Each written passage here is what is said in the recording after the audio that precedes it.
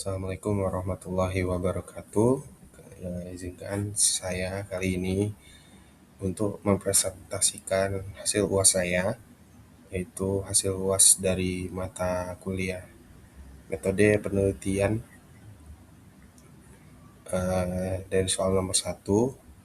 Itu saya mengambil dari tugas akhir dari saudara yang bernama Dedi Wijayanto dengan NIM 240201020086, di mana judul tugasnya itu pengaruh disiplin kerja dan gaya kepemimpinan terhadap kinerja karyawan di kantor pusat RPS. Di mana alasan saya memilih ini yaitu satu, eh, tugas akhir ini masuk dalam kriteria yang diwajibkan dalam soal ujian akhir semester ini, di mana menggunakan pendekatan kuantitatif, lalu menggunakan kuesioner sebagai instrumen pengumpulan data, menggunakan analisis regresi linear berganda, dan berasal dari salah satu konsentrasi manajemen yang telah ditentukan, di mana kali ini manajemen sumber daya manusia. Pembahasannya di mana tugas akhir ini membahas tentang analisis pengaruh disiplin kerja dan gaya kepemimpinan terhadap kinerja karyawan di lingkungan instansi pemerintah dengan studi kasus pada kantor pusat RPS, di mana RPS-nya yaitu unit pelaksana teknis di bawah Direktorat Jenderal Pajak yang berfokus pada pengolahan data dan dokumen perpajakan. Dari hasil review menggunakan regresi linear berganda, terdapat beberapa kritikan yang saya dapat, di mana pada bab 1 terdapat rumusan masalah di bab 1 itu hanya memuat 2 poin parsial, di mana apakah disiplin itu berpengaruh dan atau apakah gaya kepemimpinan berpengaruh. Di sini saya menyoroti bahwa terdapat inkonsistensi antara rumusan masalah dengan pengujian statistik di bab 4 yang mencakup uji simultan dan koefisien determinasi model berganda.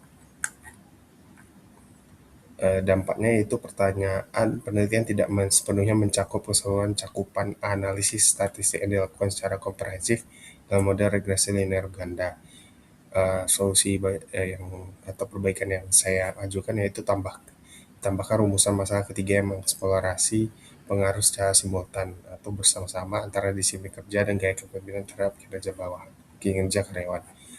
Bab keduanya, penggunaan indikator variabel yang bersumber dari pakar terpisah, yaitu Hasibuan untuk disiplin, Kartono untuk kepemimpinan, Robbins untuk kinerja.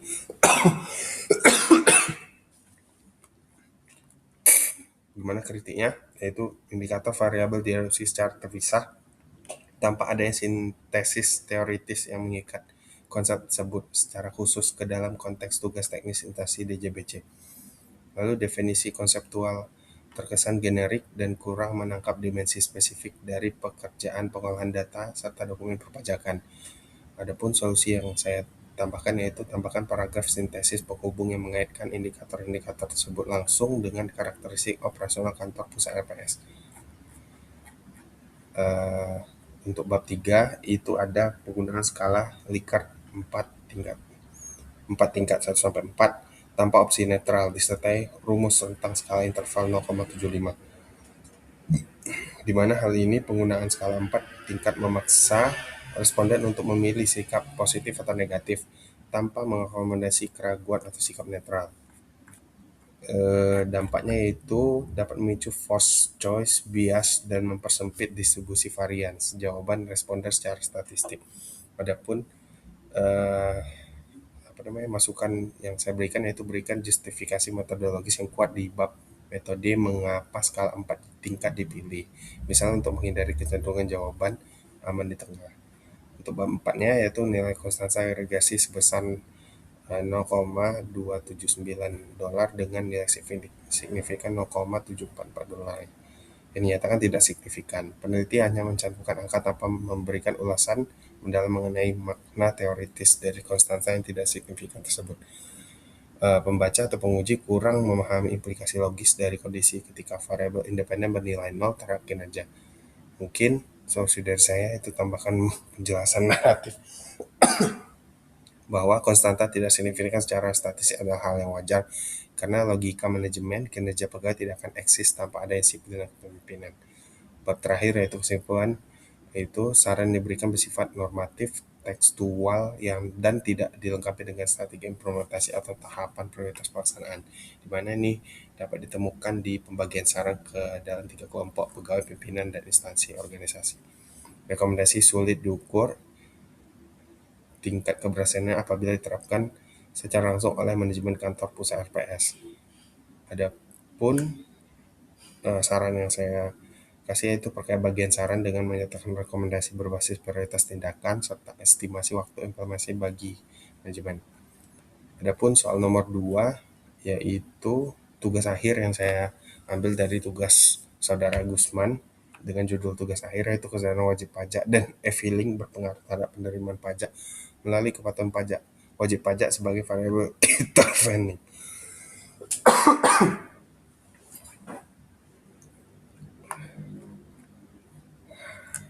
Di mana pembahasan ini membahas tentang mengenai wajib pajak orang pribadi non-karyawan di lingkungan KPP Pratama Binjai, di mana pertumbuhan jumlah wajib pajak terdaftar belum sepenuhnya diiringi oleh tingkat kepatuhan pelaporan SPT yang konsisten dan stabil. Penelitian ini mengkaji bahwa meskipun kesejahteraan wajib pajak dan e-filing terbukti berpengaruh positif serta signifikan dalam meningkatkan kepatuhan wajib pajak, kedua variabel tersebut baik secara langsung maupun melalui kepatuhan wajib pajak sebagai variabel intervening ternyata tidak berpengaruh signifikan terhadap penerimaan pajak di KPP Pratama Binjai. Hal ini menunjukkan bahwa kepatuhan yang terbentuk masih memerlukan penguatan pengawasan, edukasi lanjutan, serta optimalisasi pelayanan agar dapat berdampak secara nyata terhadap pencapaian penerimaan pajak negara. Adapun hasil review menggunakan penelitian menggunakan metode SAMPLS PLS, yaitu fenomena jurang atau gap antara pertumbuhan jumlah wajib pajak terdaftar dengan rasio kepatuhan yang fluktuatif sudah disajikan. Namun, fokus variabel penerimaan pajak terlalu luas jika dibandingkan dengan subjek spesifik WP OP non-karyawan. Hal ini dapat kita lihat di bagian penyajian data target dan realisasi penerimaan pajak KPP Pratama Binjai, serta data kepatuhan WPOP non-karyawan. Dampaknya yaitu kurangnya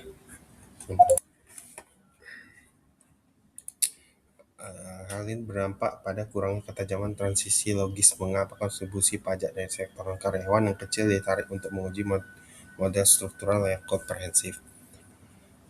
Solusi dari saya itu pertegas batasan masalah di bab 1 bahwa fokus utama peninjauan adalah pada perilaku kepatuhan sukarela atau voluntary compliance wajib pajak non-karyawan. Bab 2-nya yaitu yang saya masukkan yaitu tinjauan pustaka memuat banyak penelitian terdahulu yang hasilnya kontradiktif tapi belum merumuskan sintesis teoritis baru yang menjembatani inkonsistensi tersebut sebelum masuk ke pengembangan hipotesis, di mana dampaknya yaitu landasan teoritis untuk hipotesis mediasi menjadi kurang kokoh, tercermin dari ditolaknya mediasi pada uji empiris bab 4. Solusi dari saya yaitu perkuat subbab landasan teoritis dengan memasukkan literatur adopsi sistem elektronik untuk mendukung variabel e-filing. Untuk bab 3, kritiknya yaitu penggunaan tingkat kesalahan margin of error sebesar 10% untuk populasi yang mencapai lebih dari 161.000 orang tergolong batas minimum yang terlalu longgar dalam standar riset multivariat modern. Hal ini berdampak pada presisi data sampel berisiko kurang mewakili heterogenitas populasi wajib pajak secara keseluruhan, di mana solusi dari saya itu berikan justifikasi statistik yang kuat di bab metode mengenai alasan pemilihan batas error 10% dan cantumkan sebagai poin keterbatasan yang lebih komprehensif.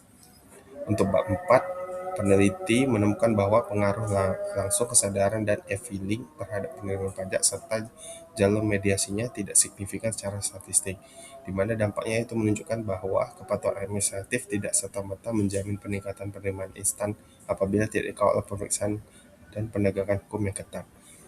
Untuk itu, sarannya yaitu ulas lebih dalam bagian pembahasan mengenai implikasi dari hipotesis mediasi tersebut terhadap efektivitas pelayanan perpajakan digital. Untuk bab 5, saran yang diberikan masih bersifat normatif seperti mengadakan sosialisasi secara masif dan belum merespon kendala teknis nyata di lapangan seperti server error atau kendala jaringan saat pelaporan. Rekomendasi yang hal ini berdampak pada rekomendasi kurang aplikatif bagi pengambil kebijakan di tingkat operasional KPP Pratama Binjai. Adapun sarannya yaitu perinci saran manajerial agar mencakup rekomendasi peningkatan infrastruktur server pusat DJP serta menyediakan layanan asisten teknis digital khusus bagi wajib pajak. Mungkin sekian dari saya untuk presentasi dari tugas UAS saya. Apabila ada salah, mohon maaf. Assalamualaikum warahmatullahi wabarakatuh.